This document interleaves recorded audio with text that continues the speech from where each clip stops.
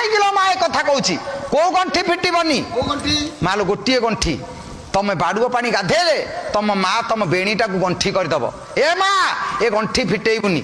ଯଦି ସ୍ତ୍ରୀର ଗଣ୍ଠି ଦିନେ ଫିଟିଯାଏ ତାହେଲେ ସ୍ୱାମୀର ଗୋଟିଏ ଦିନ ଆୟୁଷ କମିଯାଏ। ଶାଶୁ ବସିଥବ ବୋହୁ ଯଦି ଚୁଟି ମୁକୁଳା ଥବ ଏ ମା ଚୁଟି ବାନ୍ଧି ଦିଏ ମୁକୁଳା ରଖେ ଭଲ ନୁହଁ ଚୁଟି ମୁକୁଳା ରଖେ ନା। ଦ୍ୱିତୀୟ କଥା ପାଦର ପାଉଁଜି ଝିଡ଼ି ଯାଇଛି ପାଉଁଜି କିଣିବାକୁ ପଇସା ନାହିଁ ଅଭାବୀ ଦୁନିଆ ଗରିବ ଦୁନିଆ ଗରିବ ସମାଜର ଝିଅ ପାଉଁଜି ପିନ୍ଧିନି ଶାଶୁ ତାକୁ ବାକି ଦବ ମା ସୂତା ଟିକେ ବାନ୍ଧି ଦଉନୁ ଖାଲି ପାଦରେ ରଖେନି କାହିଁକି ନା ତା ପୁଅର ଆୟୁଷ କମିଯିବ। ପୁଅର ଆୟୁଷ ଜଗିବାକୁ ବୁଢୀ ବୋହୂକୁ ବତଉଛି ସୂତା ଟିକେ ବାନ୍ଧି ଦିଏ କିନ୍ତୁ ଏବେ ଦିହଳ ପାଉଁଜି ପିନ୍ଧିଦେବେ ଗୋଟେ କଳା ସୂତା ଝିଅ ମାନେ ବାନ୍ଧିଥିବେ। ଏଇଟା ଗୋଟେ ଷ୍ଟାଇଲ ଆଉ କଣ ଦୃଷ୍ଟି ଆଇଛି ନାଇଁ ଆଖି ପଡିଯିବ ନା କଣ ଇଏ ଯୋଉ ଷ୍ଟାଇଲ କର କାହିଁକି ମା କର ବେକାର ପ୍ରହସନ କିନ୍ତୁ ମା ଖାଲି ପାଦରେ କେବେ ରହିବନି ତମ ସ୍ୱାମୀ